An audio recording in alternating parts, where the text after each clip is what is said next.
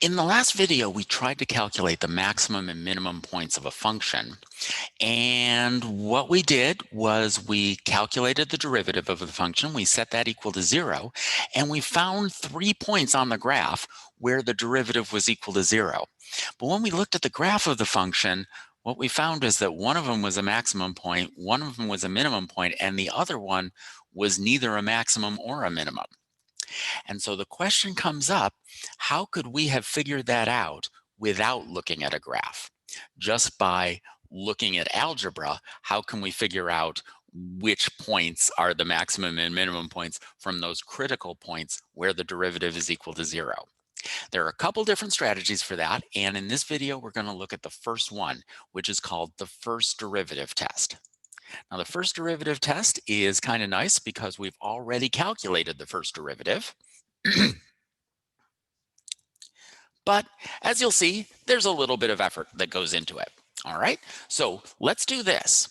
So here was the function that we were working with. And we calculated the first derivative right here. Okay, or maybe right here. Why don't we? Now we'll work with this. All right, so f prime of x is equal to 15x to the fourth minus 15x squared. And when we set this equal to 0, we found that there were 3 points. Let me draw a number line here. At 0, at +1, and at -1. These were the points, the critical points, where the first derivative was equal to 0. And so at all of the other points on the number line, the first derivative was not equal to 0.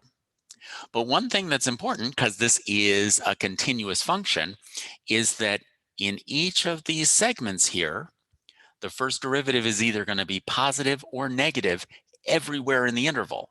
Can't switch back and forth between being positive and negative in here, or else it would have to be 0 somewhere. And we've found all of the points where the derivative is equal to 0, right? So the first derivative test says, now that we've broken this into these 4 chunks, let's figure out if each chunk is either positive or negative. And so what we might do is we might take some representative point, something that's easy to calculate. So in this, I'll pick x is equal to -2. Here, I'll pick x is equal to -1/2. Here, I'll pick x is equal to +1/2. And here, I'll pick x is equal to 2. And what I want to do is I want to calculate for each one of these points. I want to fit this point into the first derivative formula, because this is the first derivative test.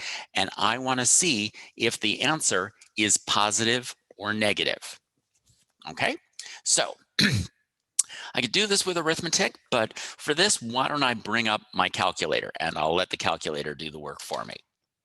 All right, so I'm going to use my Inspire for this. And so the first thing I'm going to do here is I will set x equal to one of my sample points. So I'm going to say x, I'm going to set that equal to -2 was one of the points I wanted to check. All right, and now I want to calculate 15 times x to the 4th power minus 15 times x squared. All right, and so what I see there is that the answer is positive 180. The only thing I care about, though, is that it's positive. All right, and now I'm going to do that for the other sample points that I picked. All right, I picked x equal to -0.5. And so if I up arrow here, I can just repeat that. All right, so when x was -1/2, the response was negative. Okay, now we will set x equal to +1/2. All right, and here, once again, I don't care about the answer. I just care about whether the answer is positive or negative. So here it's negative. And the last thing I'll do is I will set x to be equal to positive 2. And then one last time, I will fit the first derivative expression into there. And once again, I get that the answer is positive. Okay? So now that I've got those answers, let me show you how I filled it out on my chart. All right, so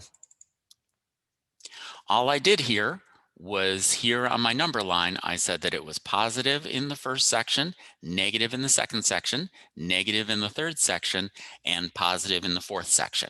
Okay, now let's see how I can use this information in order to answer the question of whether these are maximums or minimums or neither. Okay, so let's imagine what's happening. Let me just kind of sketch this graph here. All right, so here at -1, what's happening on this side of -1? What's the slope of the line? Is it positive or negative? The slope is positive, which means it's increasing. So the function is doing kind of that kind of thing.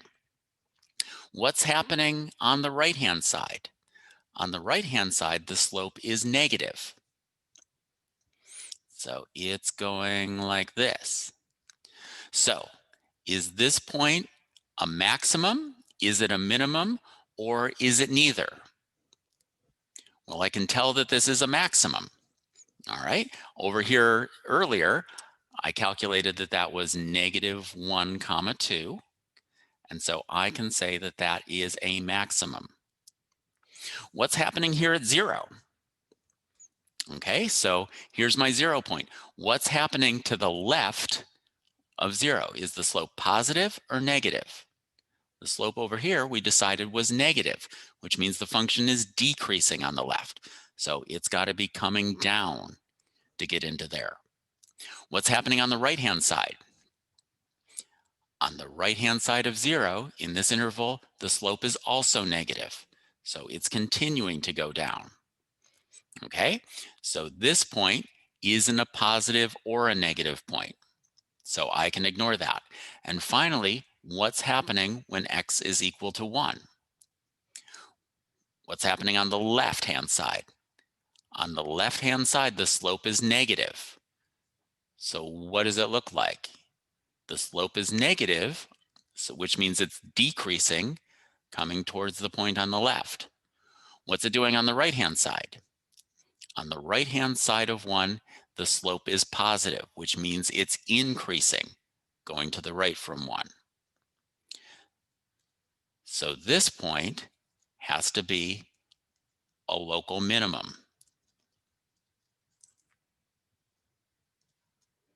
Okay, and so I calculated that the y value when x was equal to 1 was -2. Okay, so what I'm able to show here is that the point -1, 2 is a local maximum, and the point 1, -2 is a local minimum. And these are the only maximums and minimums that are in the graph, because the only other critical point I needed to check was when x was equal to 0, but here it isn't a maximum or a minimum point because the function is decreasing on either side. And so you can kind of see that this is just kind of a zooming in idea of exactly what we saw on the graph in GeoGebra in the last video. So we were able to figure that out using not even algebra, it was just using arithmetic and letting the calculator do that work for us. So the first derivative test says that in each one of the intervals that the critical points break the real number line into, you've got to check for each one whether the value of the derivative is positive or negative. And then you can just draw a little sketch like that, and you can see if on the left-hand side the slope is positive and on the right-hand side the slope is negative, it means it's increasing coming to your critical point and then decreasing. That's a local maximum. And if it's decreasing, if it's negative coming towards your point and then increasing afterwards, that's a local minimum point. So the first derivative test lets you take the same function that you used to calculate those critical points, and it lets you go from there and see which one of those points is a local maximum or a local minimum.